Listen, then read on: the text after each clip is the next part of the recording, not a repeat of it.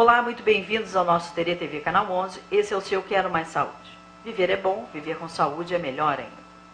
No programa de hoje, a gente vai falar sobre casamento. Essa instituição que, graças a Deus, não está falida. Ela tem os seus problemas, mas todo mundo sempre tem a sua fantasia, né, de um casamento feliz, de um casamento próspero, de uma união, de um compartilhamento na relação. É óbvio que existem sempre problemas, mas a vida a dois é feita desse compartilhamento também de problemas. O casamento é, sem dúvida, não só o aspecto exterior dele, que é o véu, a grinalda, a festa, o cartório, o juramento, mas é também um enredo muito mais intrínseco, né? Que é essa força que te faz acreditar no amor do outro para sempre, que te faz ter sonhos, que te faz permanecer. O que é que ajuda a evitar a crise conjugal? É exatamente você conseguir falar sobre o que não está bom no casamento. Porque o casamento não é só esse enredo da empregada, das contas a pagar e dos filhos que você tem que educar. É um enredo em que a gente diz para o outro se você está ou não colaborando para que esse casamento seja realmente o casamento real. Desconfio muito de gente que diz que se casou e não mora na mesma casa. O casamento precisa, sim, dessa harmonia e, às vezes, até desarmônica, né, para que a gente possa, diante da crise, achar também uma solução. O nosso primeiro e-mail de hoje é da Vivi e ela diz o seguinte: casei-me há 4 anos, tenho um filho muito legal, acontece que não aguento mais essa vidinha. Vejam bem que a Vivi chama o casamento dela de vidinha.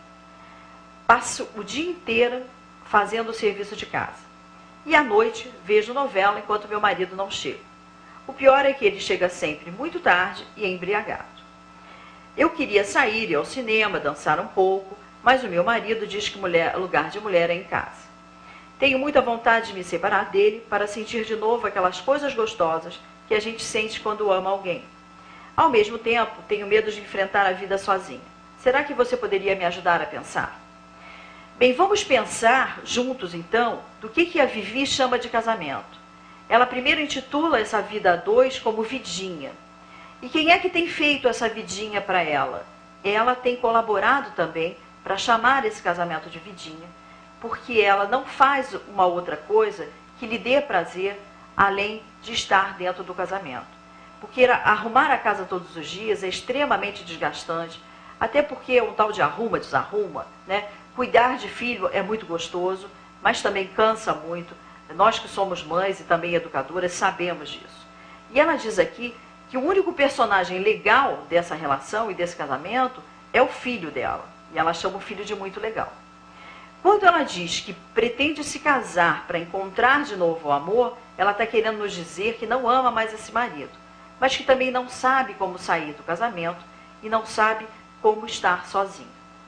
Acontece que o casamento da Vivi, que ela nos diz aqui que tem 4 anos, tem um peso muito maior do que 4 anos, porque tem o peso de toda essa irresponsabilidade emocional que ela carrega dentro da relação, dessa falta de traquejo que ela tem em conversar com esse marido.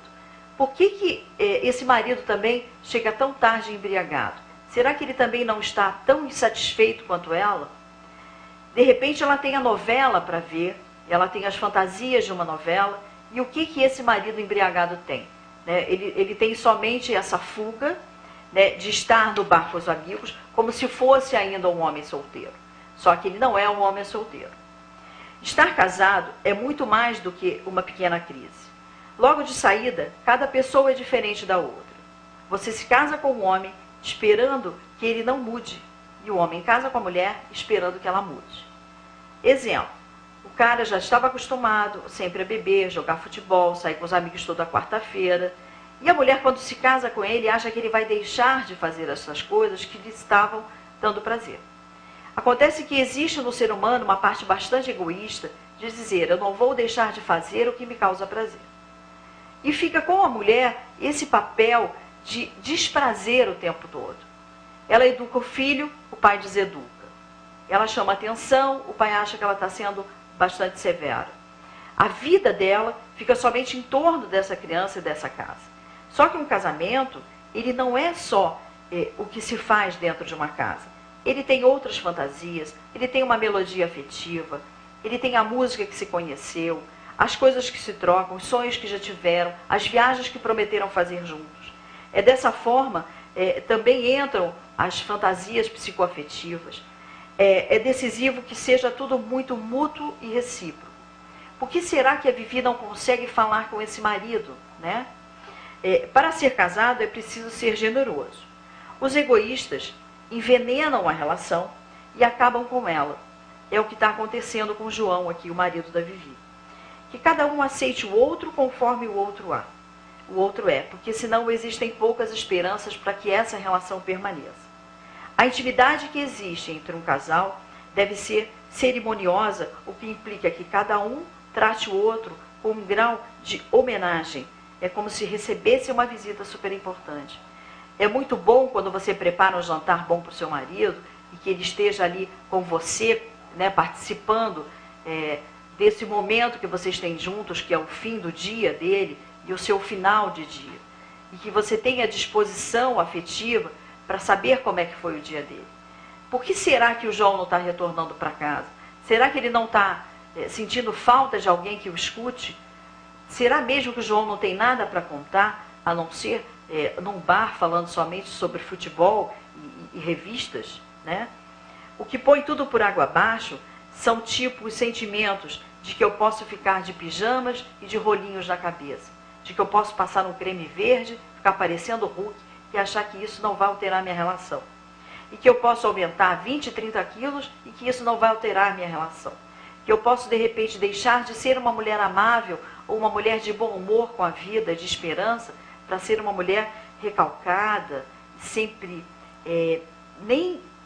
reclamando de tudo. O peso do casamento da Vivi tem muito mais que 4 anos. Ele tem 4 vezes 4.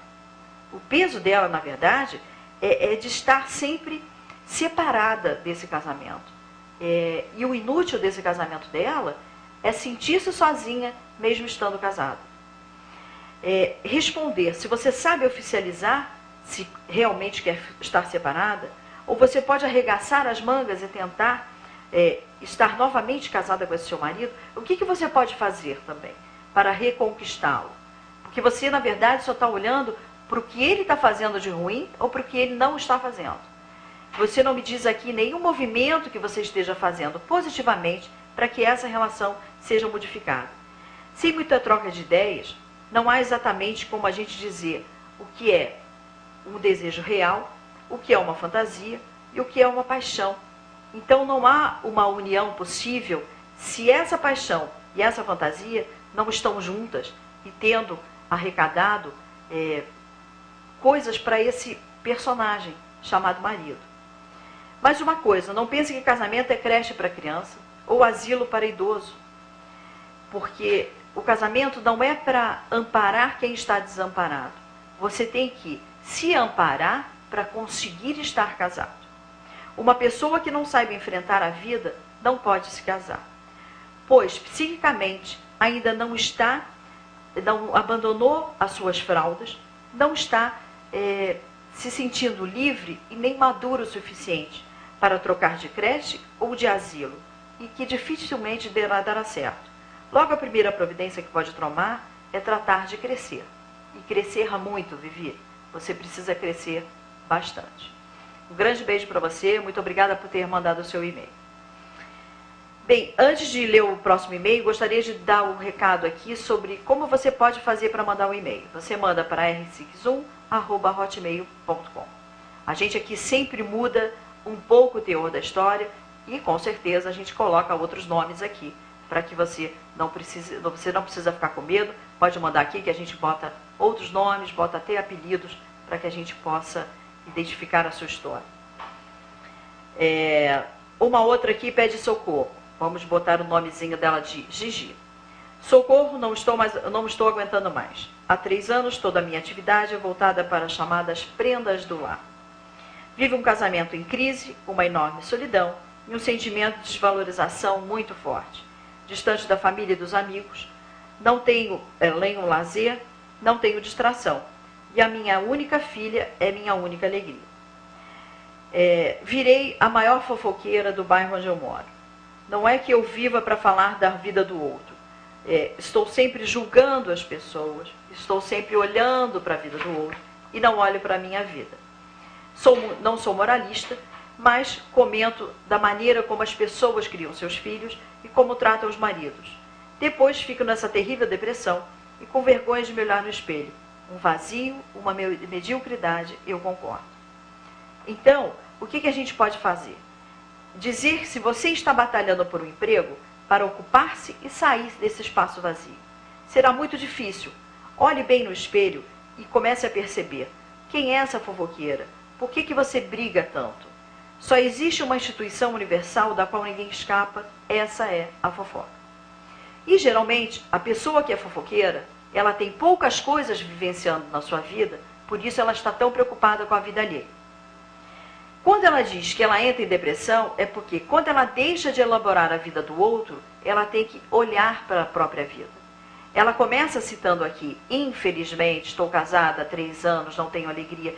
Então, quando a pessoa não tem isso, ela realmente precisa se preocupar com a vida do outro. É porque a vida toda é dura, é difícil, é cheia de frustrações, seus sonhos foram desfeitos e ilusões são arrasadas. Então, você precisa preencher esse vazio com uma mediocridade que é a da fofoca. O grande fofoqueiro é aquele que não tem vida própria e que está sempre olhando no espelho alheio para conseguir achar a sua própria fantasia de vida. Para todo mundo a vida é dura, mas já reparou como vem dos jornais que alardeiam os crimes, como as pessoas gostam de ver a infelicidade alheia, diante de tanta truculência que leva o leitor a uma vida dura, respirar aliviado e dizer, pô, minha vida não é tão ruim assim. Portanto, a atenção da fofoca é humana, e normal e até compreensível. O problema é a tentação enorme de proporções assustadoras que vem sem nenhum olhar generoso sobre a vida do outro. Sabe por quê? Porque a vida de uma pessoa está frustrante demais e não adianta ela atacar como válvulas de escape a frustração do outro. É preciso combater as causas. Por exemplo, você me manda uma carta bem escrita, mas dificilmente está preenchida de alguma coisa. Quando você chama a sua vida de prendas domésticas, você não está mais se premiando com o que você podia estar dando mais valor ao que você consegue e tem capacidade de arrumar a sua casa.